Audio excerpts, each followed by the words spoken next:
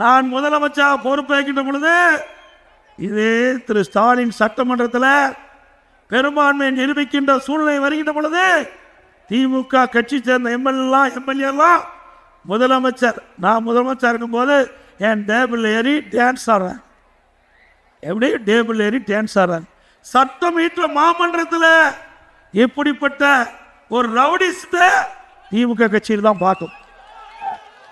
சட்டமன்றத்தில் நடலையோடு அமர்ந்து அவையை நடத்துகின்ற சட்டப்பேரவை தலைவரை கையை பிடிச்சி இழுத்து கீழே தள்ளிவிட்டு அந்த புனிதமான சட்டப்பேரவை இருக்கையில் அமர்ந்த சட்டமன்ற உறுப்பினர் திமுக உறுப்பினர். நீங்கள் எங்களை பற்றி பேசலாமா? பிறகு பெரும்பான்மை நிறைவேற்றப்பட்டு விட்டது. ஸ்டாலின் பார்த்தாரு, என்ன நினைச்சாரா தெரியல, சட்டையை கிழிச்சுக்கிட்டு ரோட்ல வீதியில போறார். அவர் நினைச்சது ஒண்ணு, நடந்தது ஒண்ணு.